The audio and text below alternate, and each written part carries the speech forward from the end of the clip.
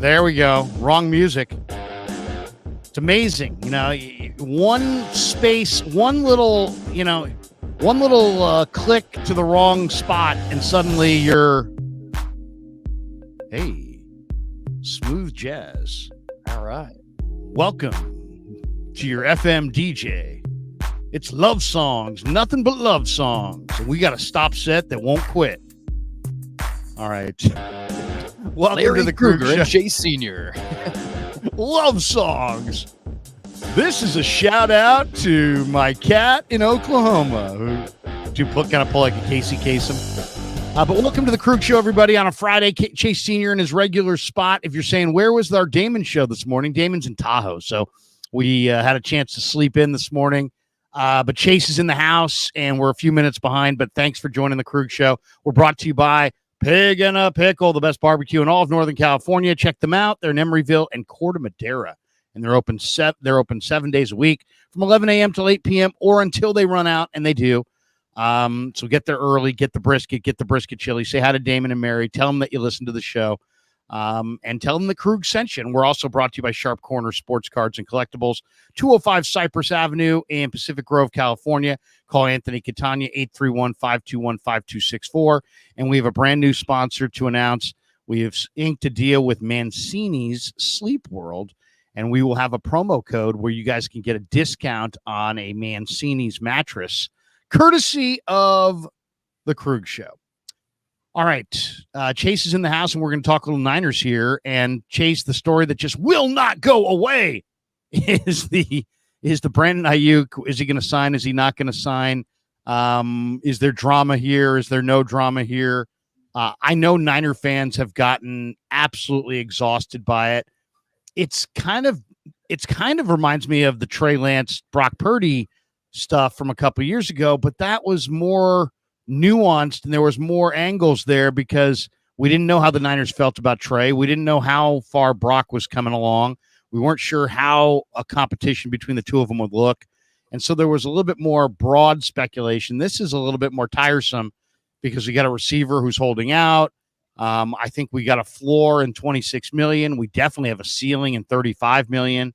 And I think if you said to me, gun to your head, how's it going to all end? I think they'll compromise. I think, they got 6-7 weeks before camp starts, and they've got a few months before the season starts. I think they'll find a compromise and probably get him signed to an AAV of about $29 million, and he'll get his guaranteed money. It'll be sizable, and he'll be happy, I think. But I'm not 100% sure because it seems like at times it seems like there's no progress. And if there's any theme that's being reported from multiple sources, it's that there's no progress and that it's been kind of quiet and dormant as far as the talks. And now you're based in Dallas. I'm based here in the Bay Area. What are you hearing in the Midwest there or in the South about Aiyuk? You think he's going to, am I right in that they'll come to a compromise, or do you think this could be headed towards something more dramatic than just a compromise and he's there at training camp? A few things here. I keep going back to the timeline of how this regime has operated with Parag working on the contracts and being very bullish in these contract negotiations. John Lynch as general manager and Kyle Shanahan as head coach, who doesn't just have an X's and O's scheme, offensive philosophy type of input on this organization. He has a team building input as well. And when you think about the timeline of what we've seen in recent years, these contract negotiations, whether they involve drama, whether they get contentious, they last a long time for San Francisco. And we talked about this last week with you, myself, Damon, Bruce, that the Niners kind of operate in we've always done it this way, so why change? And we made the argument they should change their philosophy on how they negotiate these contracts because it's going to end up costing themselves some money, I think, with this Brandon Aiyuk deal. To answer your question, I do think it gets done, but which side is going to compromise? The Niners have some leverage right now because they can say, if you don't want the deal that we're going to put on the table, that's fine. You can play under the fifth-year option, just north of $14 million. But keep in mind, we do have the right to franchise tag you after 2024 because we still believe we're going to field a competitive team. And then from Brandon Aiyuk and his agent Ryan Williams' point of view, they're looking at the wide receiver market this offseason, which has exploded multiple times. And if Justin Jefferson is getting 35 and CD Lamb ends up getting 32 million, can Aiyuk say, I want 30? I think at the end of the day, as we approach training camp, which gets underway on July 23rd, that's the date to keep in mind here. Can the Niners go up $2 million from their $26 million per year offer? And can Aiyuk go down from 30, let's say, to 28? Can they find that middle ground and get a deal done at $28 million, which is still top 5 wide receiver money? Aiyuk would be paid more than Deebo Samuel. Obviously, the guaranteed money is going to play a huge role here, but the narratives that players don't care about AAV, I think it's ridiculous because bragging rights, competitiveness, players want to see how they stack up against their counterparts with what they're making per year. And as for that timeline that I mentioned, George Kittle back in 2020 did not sign until August 13th. There was some drama there because his agent had talked about the Valentine's Day massacre, and that was referencing the Niners deal after the Super Bowl loss to Kansas City. Following offseason, there was no drama with Fred Warner because he's just the ultimate team guy. He signed his deal on July 21st in 2021. With Deebo Samuel, he had the trade request. He utilized social media to try to up his leverage and to really generate some fan outrage to put pressure on the Niners organization. He was a hold-in at the start of training camp. He signed on July 31st in 2022. And then with Nick Bosa, there wasn't a lot of drama, but I think because of all of the money that was at play, because he got record amount of guaranteed dollars and AAV, that deal didn't get done until September 6th. And that was the Wednesday before the season opener. So I think that at some point, Aiyuk, Ryan Williams, and the Niners agreed to a deal. I hope there's no holdout because I want to see this offense together with everybody collectively getting ready to chase a Super Bowl here in 2024. And my prediction, $28 million per year. $28 million a year. You think, and you think it gets done. You know, here's the question though. It's like, I'm watching the Super Bowl the other day, Super Bowl 58. And this is the first time since, like, you know, I obviously I watched the Super Bowl. I came home, I watched it a couple times to, you know, do a little post game, whatever, or, you know, post week Super Bowl breakdown. But then, you know, I turned it off like everybody else, and I haven't watched it since. And it's improved my life not to have watched it a whole lot this offseason. But I did watch it the other day, and what jumped out to me was that not only do the Niners have, you know, obviously a top tier group of receivers in Deebo and Aiyuk and Jennings, but, you know, Chris Conley in the playoffs played a very large role for this team. He had a huge tackle in the Super Bowl on coverage, on a punt coverage situation, or it might have been kickoff coverage. He also, you know, made some big catches in the playoffs, including one in the Super Bowl. You know, it just seems to me that the Niners are just way too loaded off wide receiver wise. And it's like the part of me that makes me think that there may be a trade involving a wide receiver is just the fact that look at all the good wide receivers the 49ers will be cutting if they wind up not trading Deebo, not trading Aiyuk. You know, you got Deebo, Aiyuk, and Jennings. You got Pearsall. You got Cowing. Most teams go with 5. That's it. That means Chris Conley cut, Ronnie Bell cut, Tay Martin cut, Danny Gray cut. Danny Gray, yeah. You know, all these guys are cut, and Conley played a significant role on special teams and really looked good. And I'm just kind of wondered if is that of the Niners heading towards they're going to cut, you know, 5 receivers that wind up playing in the NFL this year?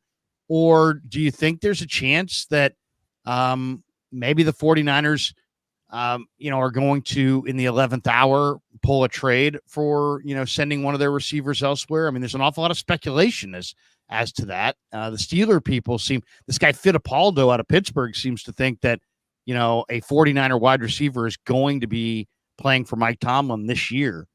I'm not sure why he has such belief. I don't know who his sources are. I don't know that much about him, but do you think that they're going to cut all these receivers, or do you think that they may actually wind up moving an Aiyuk or a Deebo especially if Pearsall looks good in camp this summer.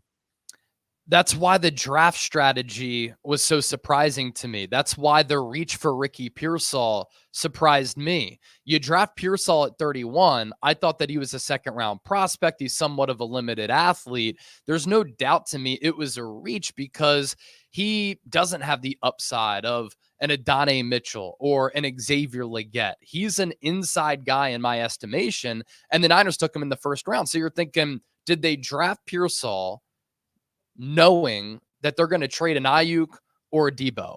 And then they go back to wide receiver a little bit later in the fourth round in Jacob Cowing, who is that shorter, shifty, make a man miss in a phone booth with my routes type of wide receiver who also operates out of the inside. And then they re-signed Juwan Jennings, who's an inside guy, not an outside guy. So what's to give here? I know that the Niners team building strategy this offseason has been, we were a little bit top heavy last year. A lot of premier players lack some depth though. They address depth at defensive tackle. They address depth at cornerback in a big way. They address depth at wide receiver. And this is also why I keep bringing up, look, you aren't sure if the rookies are going to be ready right from the jump. And a Pearsall and a Cowing, is this a redshirt year? And then they'll have marquee roles once they master the scheme and get up to speed with the nuances of the NFL, the physicality, the speed of the NFL. And then they have big roles in 2025, which then means that the 49ers move on from a Debo Samuel, Brandon Aiyuk, or Juwan Jennings. That was kind of my thought process going into the draft. And then they re-signed Juwan Jennings, and he's under contract for 2 more years. So there are going to be a lot of teams across the NFL that are going to be monitoring which wide receivers, which cornerbacks as well the Niners cut during 53-man roster cutdown day, because they're going to be able to get a good player right on the scrap heap who they're going to be able to sign through waivers. And I would not be shocked, just like you, if in the lead up to the season, the Niners see something from Pearsall in training camp, they see something from Cowing, and they say to themselves, we're comfortable with having those 2 rookies have roles within the offense. We know that we're going to be run heavy with Christian McCaffrey. We know what Juwan Jennings is going to be able to give us, and he can line up on the outside from time to time. We'll keep one of Debo and Aiyuk. And for a team that maybe suffers an injury at the wide receiver position, then throughout training camp, they see that they're extremely light at the wide out spot, and they understand our offense is pretty stagnant. We need another playmaker at the wide receiver spot. Let's call up the Niners. Hey, can we revisit the Debo trade or the Aiyuk trade? And what does desperation do? It ups the offer. So maybe around draft time and throughout points of this offseason, the Niners haven't gotten a good offer for Aiyuk or Debo. But then you get closer to the year, there's an injury, there's subpar play at the wide out spot. Hey, we were going to give you a 4th round pick for Debo during the draft. Now we'll up it to a 3rd or a 2nd. We are giving you a 2nd for Aiyuk. Now we'll give you a 1st. And is that offer too good for the Niners to pass up on? Going back to what you said, it's going to come down to if these rookies, if they do make a move, if they can contribute right away in year 1. And then the speculation too is like, okay, so if Aiyuk were to be dealt, and by the way, you know, we've got people in the chat. One guy's like, Aiyuk to the Raiders, there's a rumor going around. Okay. And then Invader 49er says the Aiyuk trade train has left the station. And then we have this one from Strawberry Reacts. So Larry would rather have Conley than Aiyuk. No. He never said that. No. But I do see that there's real value in having Conley. And obviously nobody's trading for Conley where there's a trade market for Aiyuk, you would think. So I guess here's the question. If I told you had $1 million on the 49ers to win the Super Bowl, then you would be thinking along the lines of you're now invested. You're not Shanahan, you're not Lynch, but you're invested. You have $1 million ticket in your back pocket on the 49ers to win the Super Bowl. And John Lynch comes up to you and says, Chase, I can add 1 player either in a minor trade or a free agent signing of whoever's still on the market. Nothing crazy. I can't add Chris Jones. I can't put Mahomes on the team. But if John Lynch went to you and you had $1 million on the Niners to win the Super Bowl, so all you care about is adding 1 player that might help them win the Super Bowl, who are you adding? Who do you want to add to this group to potentially win the Super Bowl? And I bring this up because, there are, most of the free agents are signed, but there's a bunch of good DNs, there's a bunch of good safeties, and there's a guy that I brought up last night on a stream that I want to throw your direction as well. But I mean, Yannick Ngakoue, Carl Lawson, Jerry Hughes, Shaq Lawson, Emmanuel Agba, they're all out there. They've all had 6 sacks at least in the last, 1 year with at least 6 or more sacks in the last 5 years or so. And then there's Justin Simmons, who made the Pro Bowl as a 30-year-old safety. He's also been an All-Pro or second-team All-Pro. There's other safeties out there, including Quandre Diggs, Jamal Adams, Eddie Jackson, Micah Hyde. And then there's also thinking outside the box. So you can add one player, and you got $1 million ticket on the Niners. So you're invested in seeing them win it all. What player do you want to add to their mix? So let's start with the Niners cap situation. They have $32.7 million right now. That is 6th in the NFL. Next year, the 49ers are in the bottom third with cap space. So they have a little bit of financial flexibility. They can use that money and exhaust that salary cap space right now to improve their team. You can also roll that money over from year to year, which is what they probably will do, right? That's what they prefer to do. And that's the flexibility that I talk about, because next year you don't have a lot of cap space at all. Now you can restructure contracts, make cuts, make trades, hand out contract extensions, give out guaranteed money, pull off financial gymnastics in order to create cap space. But that's a lot of money right now. And the Niners don't need to use $32.7 million in cap space right now. So they could roll that over from year to year. And that's the flexibility that they have.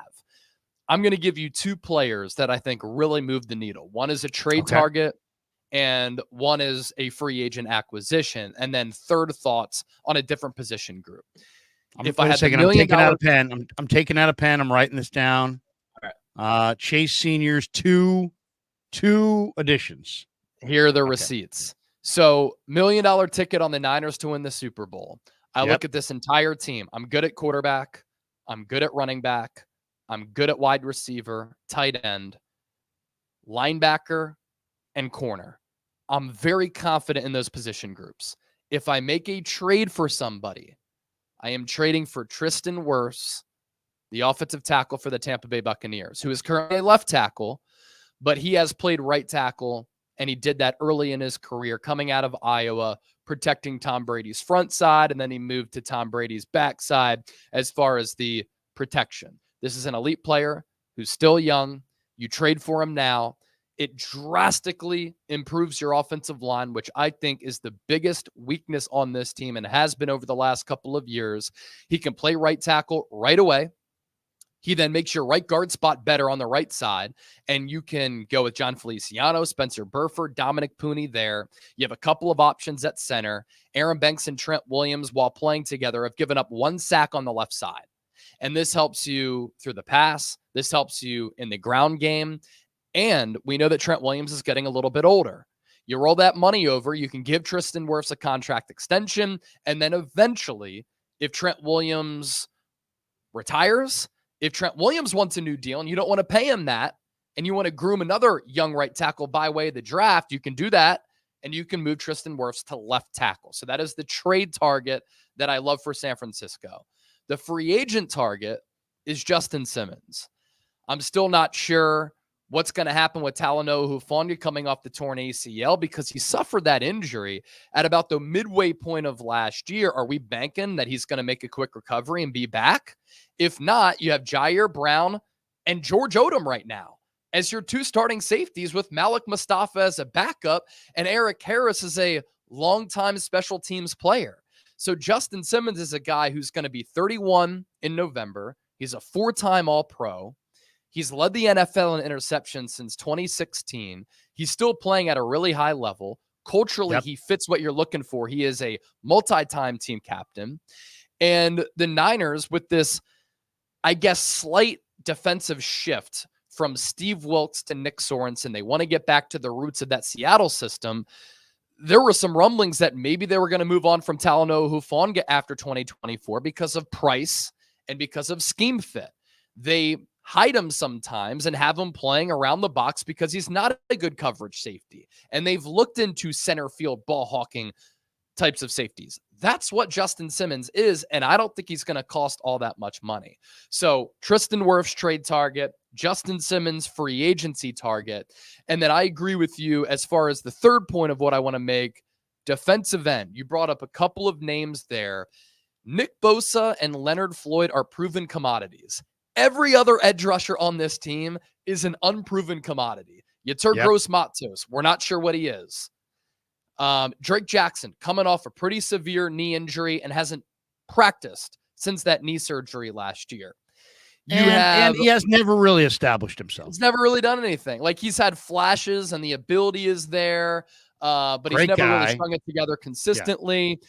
And then you have Robert Beal, who I have no idea what I'm going to get from Robert Beal. So you bring in one of those edge rushers who is experienced, who has pass rushing chops they've produced, and that could just make your edge rusher spot a little bit more deep.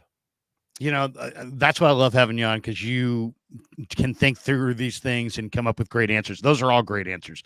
Wirfs, Simmons, and you're not naming an edge rusher, but just some edge rusher potentially. Emmanuel Agba, Yannick Ngakoue. Those are the two players that kind of stand out. Carl Lawson, you mentioned.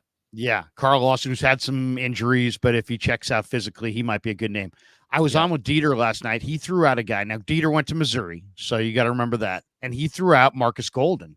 And Marcus Golden has been a good pass rusher in Arizona, in New York. He's been around the league. All the guy does is burn the edge. It seems like he can play 2-point stance, 3-point stance.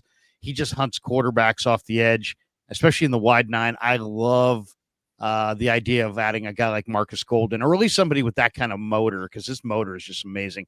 I love your Simmons pick, but you know what? The more I think of that, the more I think, the way the NFL is changing, it's changing right before our eyes. And like, we need to stop looking at safeties at safety and start looking at corners at safety, because it's more of a coverage game than ever. I think I'd be happy just with the corner depth with Isaac Yiadom and Luter and all those guys, maybe playing Renardo Green at free safety. So I'll stay away from Simmons and just go internally at safety and see if I can slide a corner over there. But I love Marcus Golden would be my edge rusher.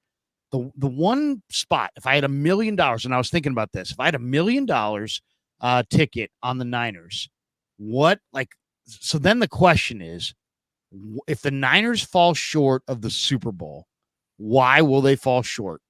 Right. And that's kind of like that's like my thinking, like, okay, if they don't get there this year. Now, you mentioned the O-line, and some people believe, it will be because the O-line disappointed them and a guy like Wirfs could help. Some people would look at maybe the secondary pick of Simmons and say, if they had better coverage on the back end, that would help. Some people look at defensive line and say, hey, if they can just put some heat on the quarterback, that would help. My thing that I think is, the more I watch the Niners in minicamp, and granted it's minicamp, I don't want to put too much emphasis, but Chase, I just don't see the 49ers being able to win any games that Brock Purdy doesn't start. And that concerns me.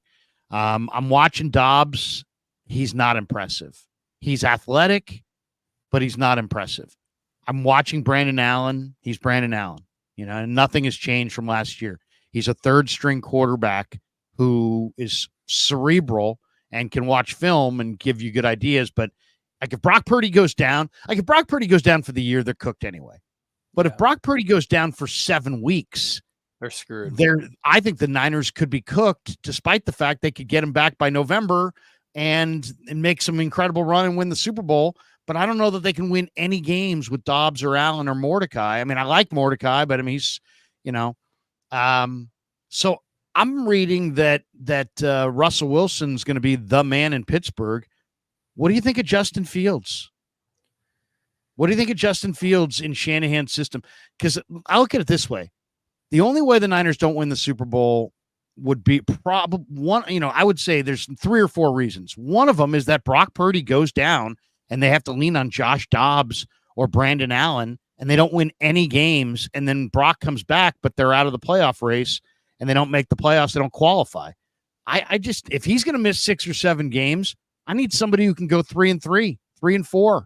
And I think, I know Fields, has his own issues, but I think they got a much better chance of going 3-4 in 7 games without Brock Purdy with Fields than Dobbs or Allen.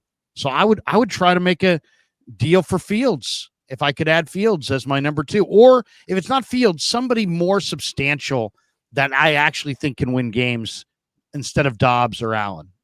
Am I too negative on Dobbs and Allen, or where are you on them? No, I don't think you are. Josh Dobbs is a player who has been able to come in, aerospace engineer at Tennessee, never has really lived up expectations for where he was drafted. I think he was a 3rd or 4th round guy, and it took him a while to kind of latch on with teams because doesn't have a cannon for an arm. His mobility is pretty solid. He is extremely smart. And because of that, he's been able to master playbooks very quickly. And he's been able to play well for about a game or 2.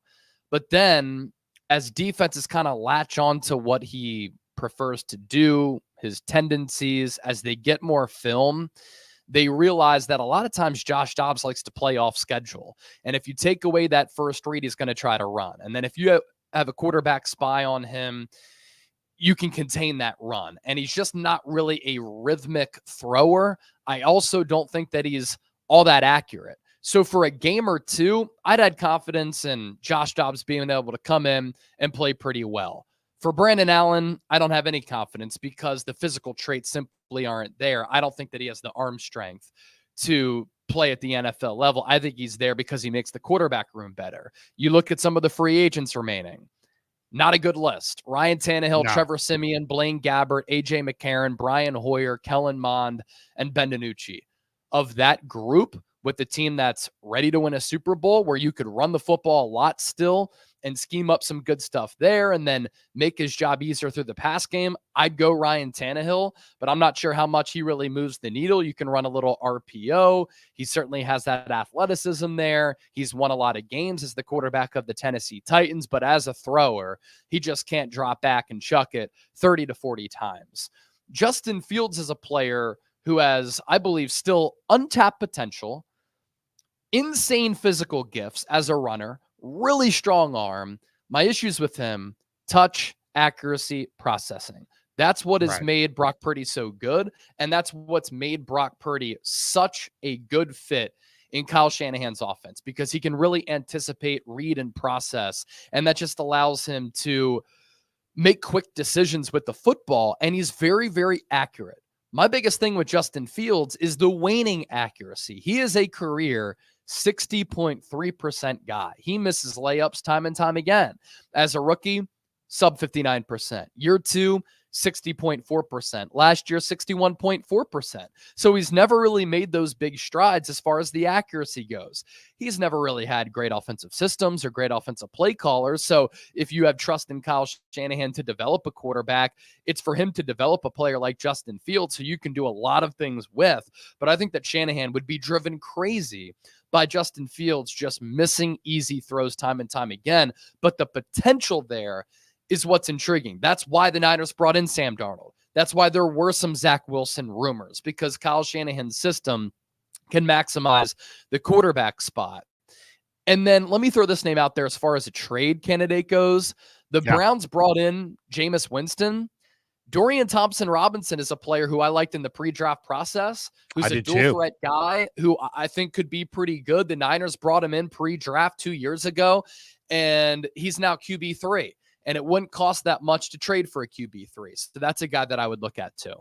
Yeah, I mean, it is interesting, but Dobbs makes me nervous, and Fields in this offense, to me, it's, I just don't want to get to November and be like, well, you know what? If Purdy hadn't gone down for that 5-week period, and then take a look at Philly, who's I consider them, even though Detroit and Green Bay are right there, I consider Philly to be the Niners' number one competition in the conference. If it's week 1 and Purdy goes down for 6 weeks and Jalen Hurts goes down for 6 weeks, who's more screwed? The Niners. The Eagles have Kenny Pickett and Tanner McKee and Will Grier. And the Niners have Josh Dobbs, Brandon Allen, and Tanner Mordecai. So, I mean, if Kenny Pickett could get a second shot in Philly as a former starter with Pittsburgh, and it's not a distraction in Philly, why? Because some would say, oh, Fields there would be a distraction. I don't give a crap about distractions. I care about winning football games, and I'd rather have the best backup quarterback I could possibly have. And they didn't win last year with Darnold, but I felt like they could have won some games. I just don't get that feeling watching Dobbs and Allen that they could win games. Like I think if they lost Purdy for a month, they might lose all 4 games. Yep. And here's the thing too, like Kenny Pickett, he's had a good spring for what it's worth. He started a lot of games. You at least know what he can do, right? And then the Eagles' third quarterback, Tanner McKee, is actually pretty solid. A lot of people might be familiar with him in the Bay Area. Yeah. He played at Stanford, but the offensive system there was a joke because that program the last few years under David Shaw was a joke. But he's the touch 6'6" and accurate. Exactly. Yeah, and he actually moves pretty well. Last year in the preseason, the touch and accuracy and anticipation that he had toward the sideline was very, very impressive. Honestly, Larry, this might sound crazy to some. It doesn't sound crazy to me. If Brock Purdy were to go down in training camp and he's out for an extended period of time, I'm making a call to Tom Brady. I'm making a call to Tom Brady. I'm trying to convince him to come out of retirement. He said a couple of months ago, if a team were to call me, I would think about it. And that stance has kind of changed for him. He first said, I'm retiring, I'm done. And then there's this segment that I saw on the internet in which he's getting a haircut, I believe. And he's asked by the barber, would you come back? And he said, I would entertain it. And Tom Brady is still in impeccable shape. I know that he's older, but he cares. He's going to put in the work. It's an opportunity for him to come back to the team that he grew up rooting for. He idolized Joe Montana. He was at the stick for the Joe Montana to Dwight Clark, the catch. And he grew up rooting on the Niners. And San Francisco, was interested in him before he signed with the Tampa Bay Buccaneers. And that's a quarterback who would be surrounded by really good weapons, an opportunity to play for Kyle Shanahan, who he respects, and he can chase a Super Bowl, which would be an incredible story. And I was watching his interview with Colin Cowherd earlier this week. By the way, I think Brady's going to crush it in the broadcast booth. Very smooth. Very, very smooth, really good recall. And he just is a seasoned speaker who transitions really well. I think he's going to be outstanding with the stories that he's able to tell. But I think he's going to work for those reasons. But also he said, I don't want to let the people at Fox down. I want to be as good as possible. I want to be great at this. He wants to be great at everything. So the drive and the work ethic is also there. I'd make the call to Brady. Yeah, that is really, really interesting. By the way, did you see the pictures of Tom Brady at the combine and his face and now his face? I mean, it's crazy. Has he had work done? I mean, what would you I mean, how many guys look noticeably younger and better and leaner and in better shape at 50 or whatever, 40, whatever he is, 46, 47, 48, than they do at 23. So I'm a pretty big health nut. That's wild. That's wild. Yeah, I'm a big health nut. I think there's something to be said when you're fresh out of college on the college diet and you have no insight and no knowledge of nutrition and you're pounding body. Lucky Loggers and you're eating shitty pizza, food, right? Tom Brady is notorious for launching the TB12 method, pliability, working avocado with ice cream. Yeah, avocado ice cream, which I've tried. It wasn't bad because the dates in it actually make it pretty good, but he's invested so much money and time into his body. And I just think that he takes health more seriously. So I think there's something to be said for once you have knowledge on nutrition, you can kind of reverse age or at least look a little bit younger. He clearly takes better care of himself now as compared to then. I also think at the same time, maybe he's gotten some injections. He's gotten some Botox to take away the wrinkles a little bit. Yeah, I mean, come on. He looks downright awesome right now. Yeah. Okay. the assessment of the Aiyuk situation is that the Niners will either sign Aiyuk and he'll be happy, or they will dictate terms to Aiyuk and he will play at 14 million and maybe kind of pissed off and maybe is unhappy. But the other option of trading him always gets broached with like, this would be the worst case scenario, and this would be a negative. Like it would absolutely be the worst of all the scenarios is to trade Aiyuk. And then I would push back and say, is there an Aiyuk trade out there that actually can improve the 49ers odds of winning the Super Bowl? And so I'm on Bleacher Report the other day, and they have an article, these 4 trades that Dallas can't pass up for CeeDee Lamb. Okay. And so I'm going to throw you a couple trades here. And now granted, I personally think that Aiyuk is better than CeeDee Lamb, but there are probably people that believe that CeeDee Lamb's better than Aiyuk. I'll throw it to you since you're out of the market and maybe a little less biased than me.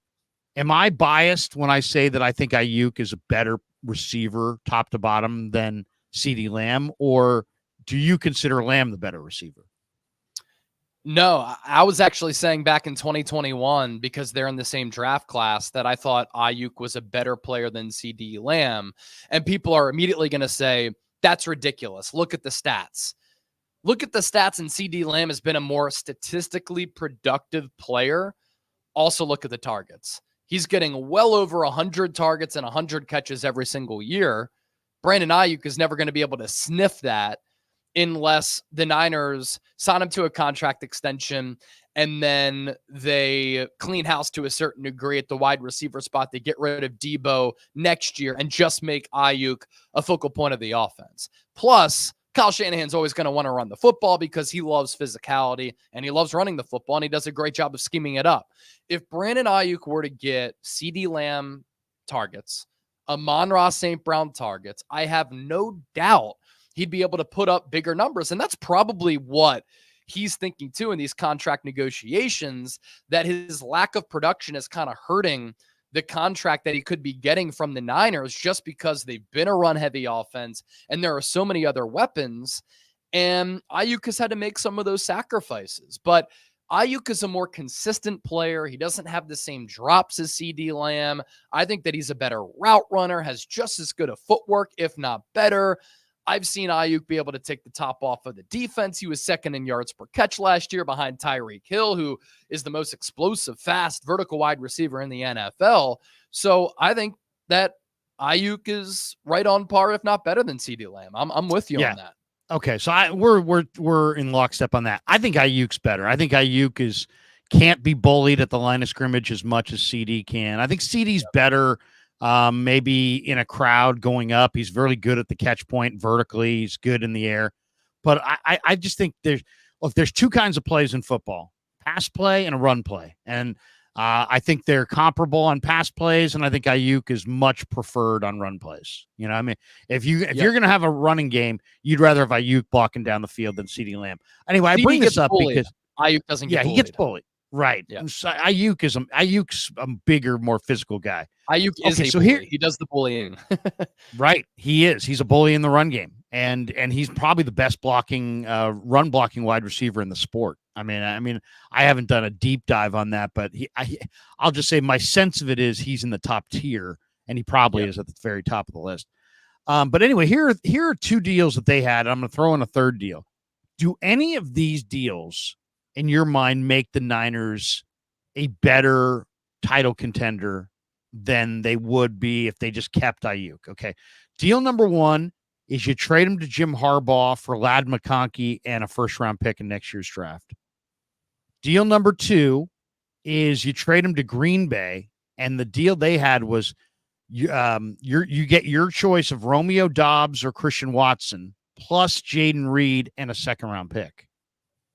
Okay. And deal number 3 is a deal that I just cooked up because it seems like the Commanders are all over him, and all the stuff about Daniels and Aiyuk. Daniels' favorite player is Aiyuk. What do you think of Aiyuk to the Commanders for Jonathan Allen and Jahan Dotson? Are the 49ers Which of those three deals is the most attractive to you? Do any of those deals make the 49ers odds in Vegas on the Super Bowl improve? Yeah, so you go in order there.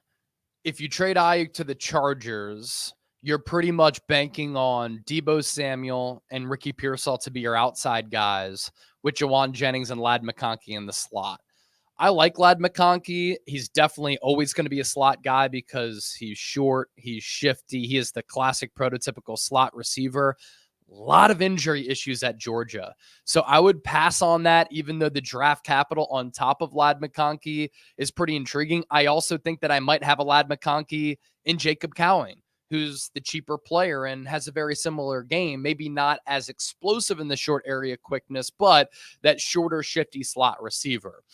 That Packers trade is pretty intriguing because you get a couple of different players that I think could help you. I'm a huge fan of Romeo Doubs. I think he's fantastic, and he's not going to be anywhere close as far as price to Brandon Aiyuk. So that's one that's intriguing. And then you think about the Commanders trade.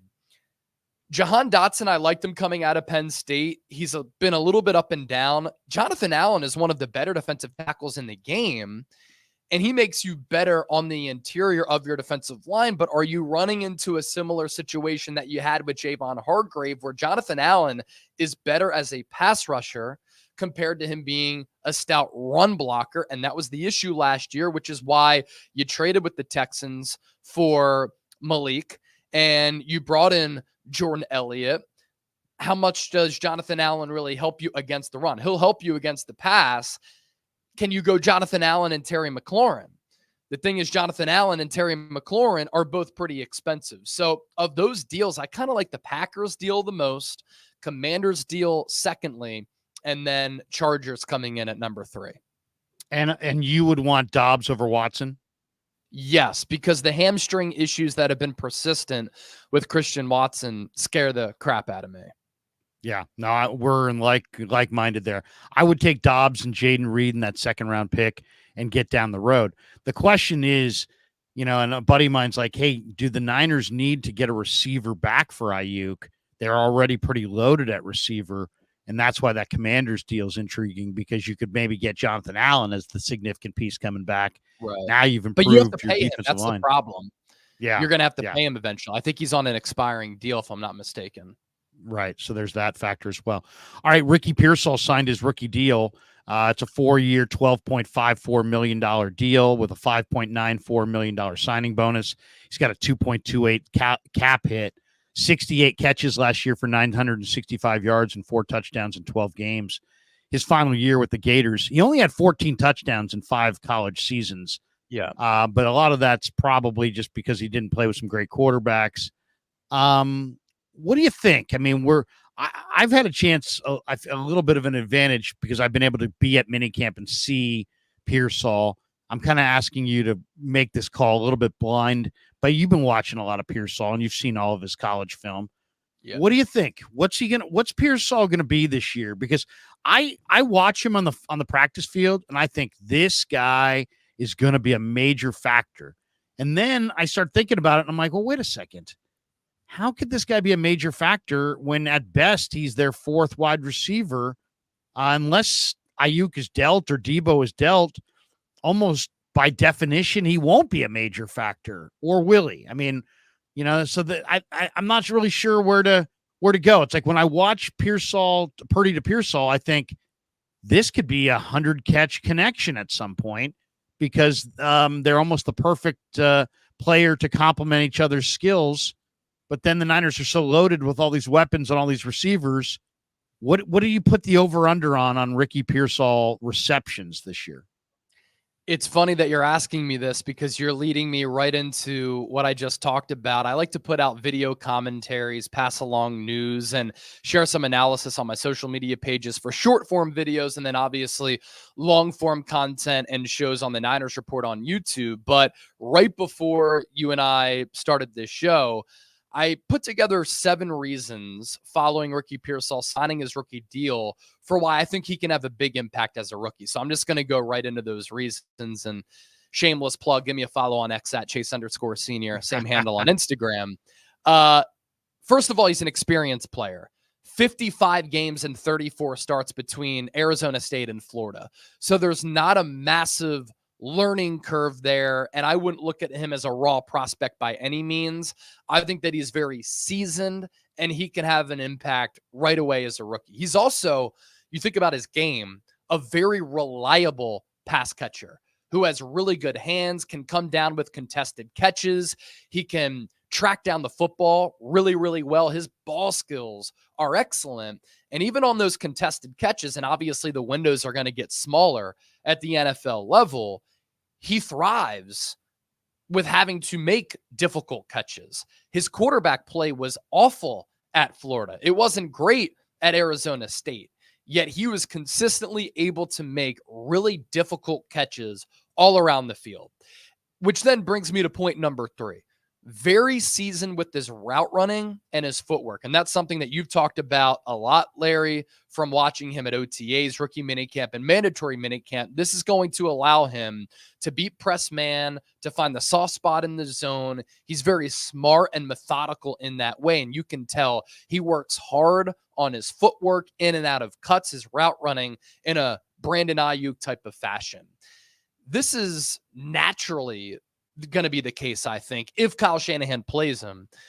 He's going to be able to get plenty of opportunities in the middle area of the field, given the matchups and all of the other attention that Christian McCaffrey, George Kittle, Deebo Samuel, and Brandon Aiyuk are going to demand from opposing defenses. And Brock Purdy likes to live in the middle area of the field. His vision there is nearly impeccable with the touch accuracy and leading receivers. And that's where Ricky Pearsall kind of thrives. So I think that Pearsall can be a security blanket for Brock Purdy.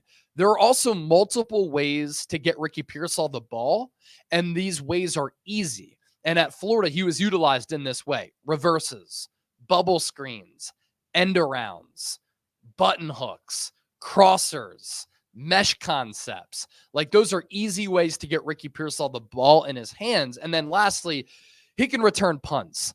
And I think he's going to be a much more dynamic option as compared to a Trent Taylor.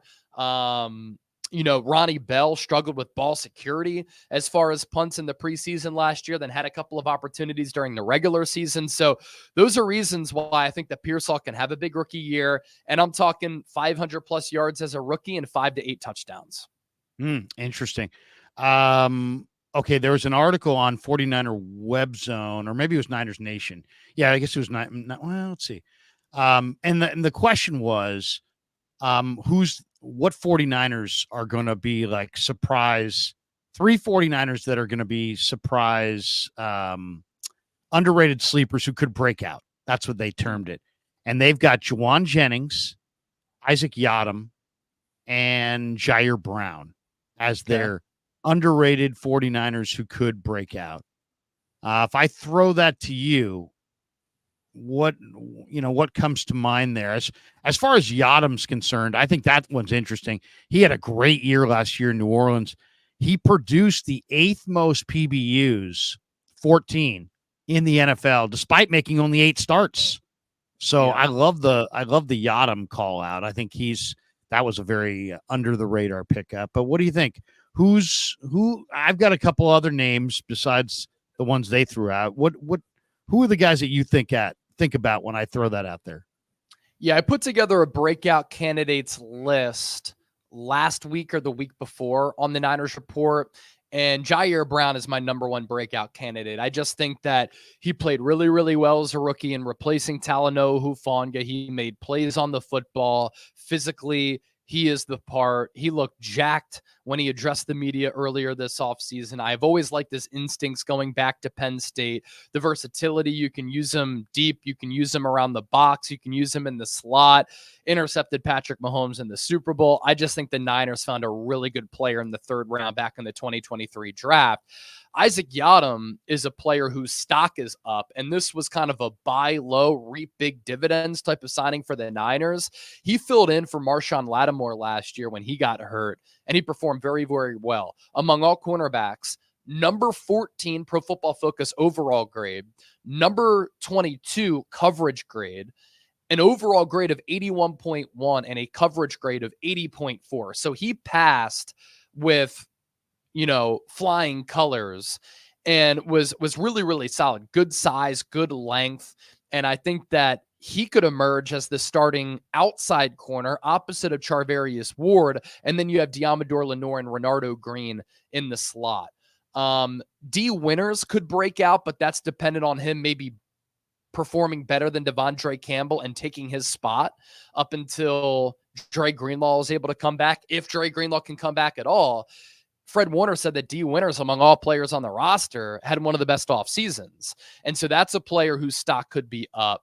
Jawan Jennings is a known commodity by a lot of fans, but statistically, he could break out, especially if a trade of a wide receiver happens, because he'll just get ample opportunities to do so.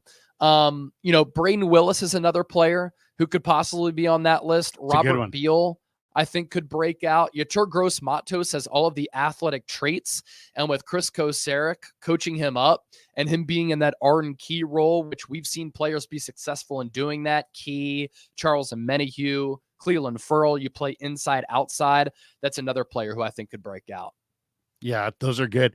I'm going to go on defense. I'm the guy who kind of opened my eyes at the minicamp was Shaquille Brown. He's just so big and explosive. I mean, you can see the size and the explosive movement ability. And I don't know. I'll take my chances with him. We'll see what he looks like this summer. And then I'll go Jalen Graham at linebacker. I know everybody's talking Winters, but to me, Graham is really impressive. And then Luter. Luter is really noticeable on the practice field. He's just big and physically dominant. On offense, I'm going to go Cody Schrader. I'm going to go Drake Nugent, who I think has had some phenomenal practices. I love the way he practices. He's high effort, high energy. And I'm going to go Mason Pline. I mean, I think the Willis one makes probably more sense, but Pline, looks good. I mean, he's big, he's strong, he can make catches. He just looks good. He even showed up at tight end U this week. I was surprised by that. So I'm going to go 3 offense, 3 defense. Shaquille Brown, Jalen Graham, Darrell Luter, Mason Pline, Drake Nugent, Cody Schrader. Couple last thoughts here. There's 8 new head coaches in the NFL. Technically, I guess 7, but Antonio Pierce is now gone from interim to head coach. So Antonio Pierce with the Raiders, Harbaugh with the Chargers, Jared Mayo with the Pats, Brian Callahan took over for Vrabel in Tennessee. Raheem Morris got the Atlanta job. Dave Canales takes over for Frank Reich in Carolina. Mike McDonald in Seattle for Pete Carroll, and then Dan Quinn for Ron Rivera in with the Commanders. What do you think? I mean, it's easy. I think everybody would point to Harbaugh and say Harbaugh is the guy who's the star of this group. But what do you think? Is there somebody besides Harbaugh that you're like, you know what, that was a terrific hire, and that guy's going to have a ton of success? Yeah, the Harbaugh one comes to mind just because I'm a huge Harbaugh guy. Everywhere he's gone, he's won, and he's won big. And I just love how much he loves the game of football. Dave Canales to the Panthers is interesting just because Bryce Young was terrible last year, but the team sucked. And what Canales did with Baker Mayfield, I thought was very, very impressive. Game-wise and confidence-wise, Baker Mayfield was at a low spot. And I thought that Canales was able to bring the best out of him and get him on the right track, where Baker Mayfield at the end of the year was really slinging it. And then Mike McDonald is an interesting hire for Seattle because the fingerprints of his defense and the defensive scheme, they're kind of taking over all levels of NFL football, college football. Some high school teams are looking at some of those concepts. And, he's a guy that came up under Jim Harbaugh, and then he goes to Baltimore, and they had the number 1 overall defense in the NFL last year. I think he's going to get very creative with some of the fronts that he has, and he's taking over a defense that has really intriguing defensive personnel. I'm not saying they're going to win the division. In fact, I think the offense is going to really struggle because we're not sure who their quarterback is going to be, Sam Howell, Geno Smith. But I think that Mike McDonald eventually down the road, I'm a believer in what he's going to be able to bring to the table. Yeah, no, I love McDonald as well. I think McDonald was a terrific hire by Seattle. Last question. You've already kind of said that you would go for Tristan Wirfs, so you are in the camp that believes the Niners offensive line could be upgraded, which most people are in that camp. I mean, I think the interior of the Niner offensive line was like 28th, according to Pro Football Focus. So, there's only 32 teams in the league. So that's not good. Yeah. But I got to ask the question, when you look at these numbers for the Niner offensive line, they only allowed 34 sacks, 6 fewest in the NFL. They've got the best left tackle in the sport, or at least a guy that's considered by many to be the best left tackle in the sport. I think they've got a very good left guard in Aaron Banks. The Niners ranked 3rd in the NFL in rushing yards per game last year. They averaged over 140 rushing yards per game. Is the Niner offensive line, is it overrated by, when you look at those numbers and say, you know what, those don't reflect the skill level, despite their top 3 in rushing. They don't give up a ton of sacks. Purdy was hit 11 times by Kansas City's defense in Super Bowl 58. So that was the last game, and they 9 untouched. Yeah, right. And some would say you're only as good as your last performance. So, but where would you put the Niner offensive line? I saw a ranking the other day that had them 10th out of 32 teams. Pro Football Focus has them in the bottom 3rd, but those numbers, only 34 sacks, 3rd most rushing yards. Is it an underrated line? Is it an overrated line? How would you term the Niner line? And to me, I want to see Nugent or somebody else take Brendel's job, and I'd love to see Feliciano play off the bench and see Pooney and Burford share right guard. I'd like to see some upgrades in the interior going into this year. I don't want to see the same guys just in their same alignment once again. I don't want to see them run it back. Where are you with the Niner O-line? Is it overrated, underrated? Is it an eyesore? Where is it? I don't think that the Niners offensive line should be judged by stats, just because I think Kyle Shanahan does such a great job with his scheme of calling and scheming up very explosive plays in the pass game, in the run game. And when you run the scheme that Shanahan does with the outside zone, a lot of times these offensive linemen are going to be in favorable spots on some of these pull blocks. And also Aaron Banks and Trent Williams, when they've been paired up together on the left side, have given up 1 sack. And so that skews the numbers a little bit. For me, it's an eye test thing. I think that Jake Brendel is a little bit too small to be a starting center for a team with Super Bowl aspirations. When I watch Jake Brendel against some really upper echelon defensive tackles and interior defensive linemen, he gets bullied, he gets pushed around.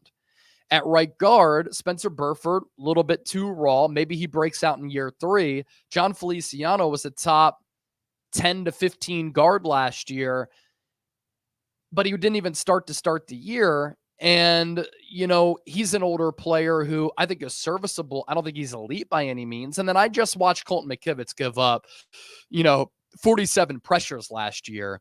And he really struggles against some really good edge rushers, whether it be TJ Watt or Myles Garrett or others. So for me, it's an eye test thing. And the Niners in the biggest of games over the last 3 consecutive years, Rams in 2021 in the NFC title, Eagles in the NFC championship game in 2022, and then against the Chiefs in the Super Bowl, even against, Dallas at times and Green Bay and Detroit, this offensive line has struggled.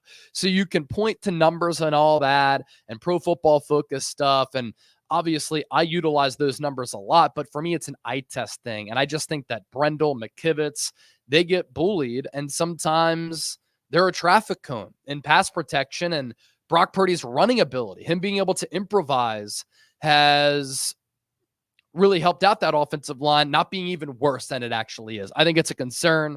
I think it's a weak spot. I do think that, it's a spot that's held the Niners back, and it's still a weak unit on this team.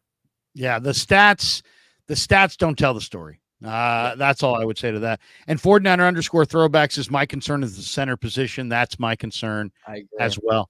Chase, what do you got cooking the rest of the day? So I put out a video earlier talking about the possibility of a George Kittle contract extension. And then we have some really good content coming out throughout the weekend. Every single day, you can expect videos on the 49ers Report, and then on my social media pages, putting out a lot of short form stuff as well. Dude, you rock, man. We always enjoy Fridays with you. Have a great weekend, and we'll do it again next week. You as well. See you guys. Take care, everybody. Peace. Yeah, never met a man I've been scared of. Careful, you gon' get it.